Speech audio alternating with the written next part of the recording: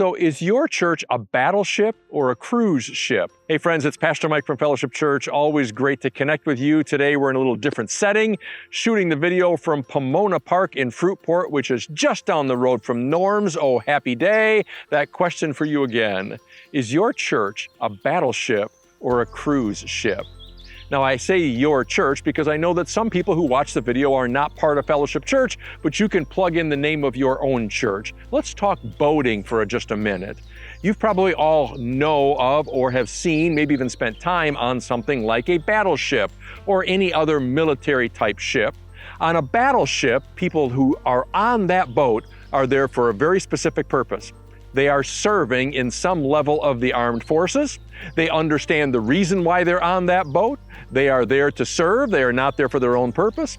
They are there for a much higher calling. And that calling is something that any one of them could not completely fulfill on their own, but when they work in tandem on that ship, they were able to fulfill that higher calling. It's a purpose for their life, and they are there to serve that purpose. That's a battleship.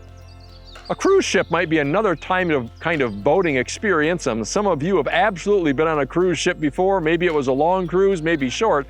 But the idea behind a cruise ship is that there's a small crew of people who actually do the work. That would be the crew of the cruise ship. The primary reason why people are on a cruise ship, though, is to enjoy themselves. And they bring along all their luggage and their toys. And of course, that cruise ship has been constructed and designed with the idea of maximum enjoyment. And the people who are on that cruise ship are there to have a good time. And the crew is there to make sure that their needs are met. The people who are on that cruise ship are not there to serve. They are on there to have their needs met. The arrow points in this direction, not that direction. They're not interested in a higher calling. They're simply there to enjoy themselves on that cruise ship and to get their needs met. Now, friends, here's something I've learned over a few decades of being a pastor. Some churches function like a battleship, and some churches function like a cruise ship.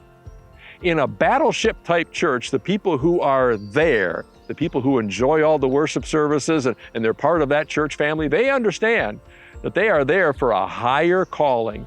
And because they're there for a higher calling, they realize that every person on that ship or every person in that church has a role to fill on that ship. And when everybody does their part, spiritual gifts, of course, when everybody does their part, the ship is able to accomplish its higher purpose. Now, of course, when we think of churches functioning like a battleship, the higher purpose is the kingdom of God.